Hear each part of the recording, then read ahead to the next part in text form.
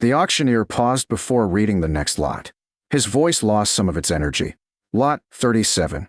He looked toward a small pen at the edge of the sale barn. 11 head. Silence answered him. The cattle hardly looked remarkable. Medium-sized cows with dark red coats, white markings around their muzzles, and heavy winter hair despite the mild weather. No one raised a bidding card. The auctioneer tried again. Historic Pine Valley cattle. Still nothing. A rancher in the front row leaned toward his neighbor. I thought those were extinct. Almost. Another shrugged. Not worth fooling with. Emma Collins stood quietly near the back. She had spent 6 months searching for these cattle. Not because they were fashionable, because almost nobody remembered them. The Pine Valley breed had once grazed the rocky foothills of the state for more than a century. Old ranch journals praised them for surviving drought, climbing rough country, calving without assistance, and thriving on native grasses. Then commercial breeding changed everything. Larger cattle, faster growth, uniform genetics. The old bloodlines slowly disappeared. Crossbreeding finished what changing markets had started. Within 40 years, nearly every pure animal vanished. According to the state livestock registry, only 11 verified head remained. Every one of them stood quietly inside that auction pen. The ranch selling them had gone bankrupt. Nobody wanted to continue breeding a forgotten line. Emma lifted her bidding card. The auctioneer looked surprised. Thank you. No one answered her bid. He waited. Called again. Nothing. The gavel struck.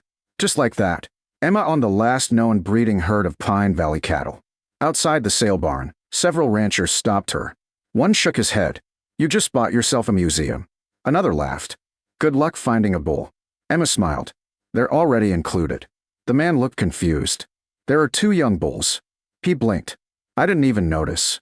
Exactly. Nobody had noticed. That was the problem. Emma loaded the cattle carefully and began the 3-hour drive home. Her ranch wasn't large. 800 rocky acres bordering state forest.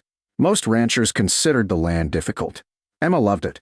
Steep hills, thin soils, native grasses, seasonal creeks. The property favored hardy animals instead of oversized ones. Her grandfather used to say, "Don't force the land to fit the cattle. Find cattle that fit the land." Emma never forgot those words. She had studied animal science before returning home to manage the family ranch after her parents retired. Most neighboring operations focused on maximizing weight gain. Emma focused on resilience. Feed costs climbed every year. Summer droughts grew longer. Veterinary expenses increased. She wondered whether older genetics still held answers modern breeding had overlooked. The Pine Valley cattle fascinated her. Not because they produced the biggest calves. Because historical records described something different. Efficiency. The cattle survived winters with little supplemental feed. Walked steep country easily. Maintained condition during dry summers. Raised healthy calves consistently. Traits that mattered more every year. The first season challenged her immediately. The cattle behaved differently than modern commercial herds. They spread across rough hillsides instead of gathering near feed. They browsed shrubs occasionally. They climbed rocky ridges neighboring cattle ignored. Visitors often struggled to find them. One neighbor laughed. They're half mountain goat. Emma smiled. Maybe that's useful. The first calving season surprised everyone.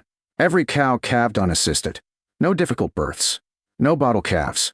No emergency veterinarian visits. Emma recorded everything. Birth weights. Mothering ability. Pasture use. Feed consumption. Health records. The numbers slowly became interesting. The cattle required noticeably less hay. They maintained body condition through dry spells. Hoof problems proved almost non-existent. Veterinary costs dropped dramatically. Still, nobody cared. At least not yet. When Emma mentioned the old breed during cattle meetings, most ranchers dismissed the idea. They're too small. The market wants bigger cattle. You can't build a business on nostalgia. Emma agreed with one point. She wasn't selling nostalgia. She was measuring performance. Each season she collected more data. Forage consumption, pregnancy rates, calf survival, pasture recovery. She compared everything against neighboring commercial herds. The differences continued growing. One particularly dry summer became the first real test. Rain barely arrived. Pastures browned early. Hay prices doubled. Many ranchers began purchasing supplemental feed months ahead of schedule. Emma expected problems too. Instead, the Pine Valley cattle simply spread farther into the hills. They grazed native plants commercial cattle rarely touched. By autumn, they remained in remarkably good condition. Neighbors noticed. One rancher climbed the ridge overlooking her pasture. "I don't understand." Emma looked toward the grazing herd. "What? They're still fat." She laughed. "They're healthy. I've been feeding hay for 6 weeks." Emma shrugged. "So have some of my neighbors." The man stared quietly for several minutes. "What are they eating?" Emma pointed across the hillside. "Native bunchgrasses. Brush tips. Fords. Plants ignored for decades." The cattle weren't eating more. They were eating differently. Word spread slowly. University-range scientists requested permission to study grazing behavior. They fitted several cows with GPS collars. Months of tracking revealed something fascinating. The cattle traveled farther each day than most commercial breeds. They distributed grazing pressure naturally. Overused areas recovered faster. Steep country became productive again. The researchers became excited. Emma simply kept ranching. The 5th year brought another surprise. Wildfires swept through neighboring counties. Several ranches lost nearly all available forage. Emergency grazing leases became scarce. Emma worried her ranch would suffer the same fate. The fire stopped just short of her property. Smoke lingered for weeks. When the dust settled, ranchers across the region searched desperately for breeding stock capable of handling increasingly unpredictable conditions. Feed-efficient cattle, drought-tolerant cattle, party cattle. Then one university researcher published 5 years of data collected from Emma's forgotten herd. Within a month, her phone started ringing.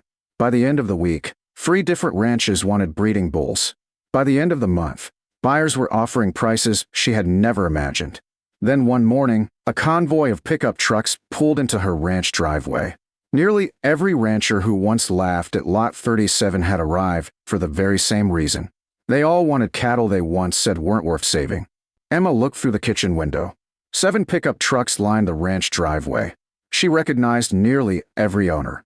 The same ranchers who barely glanced at Lot 37. Now they stood outside her fence studying the herd through binoculars. She walked toward them with a smile. One rancher spoke first. "I'd like to buy a bull." Another interrupted. "I'll pay whatever you're asking." A third unfolded a notebook.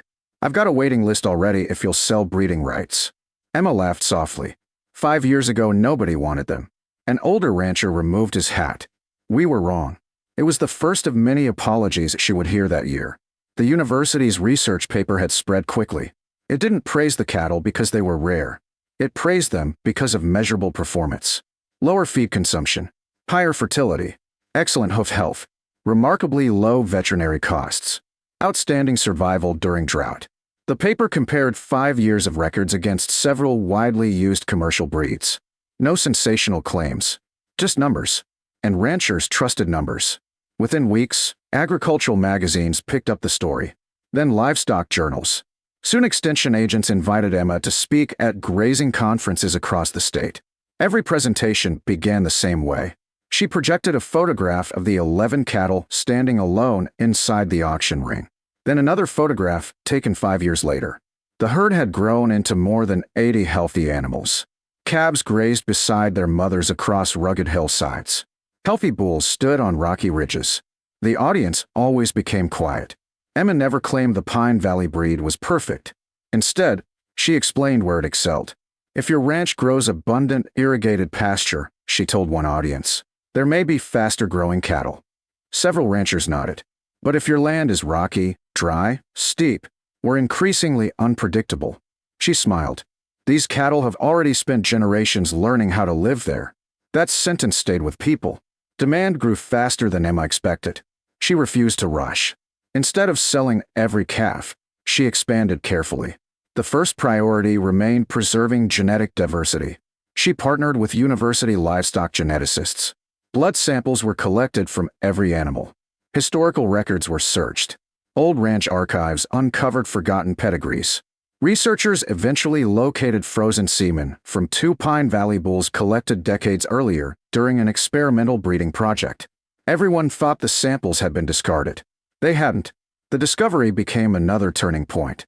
Modern reproductive specialists successfully incorporated the preserved genetics into Emma's breeding program. The bloodline suddenly became even stronger. For the first time in generations, The breed's future no longer depended on only a handful of closely related animals. One afternoon, the auctioneer who sold Emma the original 11 cattle visited the ranch. He leaned against a fence watching calves play beneath oak trees. "I've been thinking about that sale." Emma smiled. "So have I." He laughed. "I remember trying 3 times to get another bid." She nodded. No one raised a card. The old auctioneer shook his head. "I've sold cattle for 40 years. He paused. "I've never watched an entire industry overlook something so valuable." Emma looked across the pasture. They weren't valuable because they were rare. No, they became valuable because they solved problems. Longer droughts, rising feed costs, steeper grazing country, harder winters. The cattle hadn't changed. The challenges facing ranchers had. Word spread beyond the state. Breeders from neighboring regions began visiting. Some managed mountain ranches. Others operated conservation grazing projects. Several Native American tribes restoring traditional grasslands expressed interest in the breed because of its ability to utilize native forage without damaging fragile landscapes. Emma worked with every group patiently. She refused bidding wars. Instead, she created waiting lists. Every buyer agreed to maintain careful breeding records. No crossbreeding without documentation. No selling breeding stock without registration. Preserving the breed remained more important than making quick money. Some buyers complained. Most respected the decision. Years passed. The herd expanded steadily. One spring morning, Emma rode horseback across a hillside overlooking more than 200 Pine Valley cattle grazing peacefully across native grassland. The view stopped her. She remembered the sale barn. 11 forgotten animals. Silence. No bids. Now the same bloodlines stretched across ranches throughout the region. At the annual State Livestock Conference, Emma received an award for agricultural conservation. Standing before hundreds of ranchers, she held the plaque for only a moment before setting it aside. Then she displayed another photograph. It showed an old black and white image of Pine Valley cattle taken nearly 90 years earlier. Beside it appeared a recent photograph of her herd. The resemblance was unmistakable. She looked around the room. "We spend a lot of time chasing the next improvement." The audience listened quietly. Sometimes that's exactly what agriculture needs. She paused. But sometimes, she pointed toward the old photograph. The future has been waiting patiently in the past. The room erupted in applause. Several months later, Emma drove past the same auction barn where everything began. Another cattle sale was underway. She stopped long enough to watch buyers studying breeding stock. The auctioneer recognized her immediately. "You know?" He smiled. "People still ask me about Lot 37. Emma laughed. "What do you tell them?" He looked toward the crowded sale ring. "I tell them they weren't buying cattle that day." She raised an eyebrow. "They were buying a lesson." "What lesson?" The old auctioneer smiled. "Never mistake unfamiliar for worthless." Emma nodded. That was exactly what had happened. Everyone said the last 11 head weren't worth saving because they judged them by yesterday's market. She judged them by tomorrow's challenges. The forgotten cattle had quietly carried generations of resilience inside their genetics. When droughts grew harsher, feed became expensive, and ranching demanded greater efficiency, those forgotten traits suddenly became priceless. 5 years earlier, nobody wanted them. Now ranchers across the state waited years for breeding stock. The cattle had never needed to become something different. They simply needed someone willing to remember what they had always been.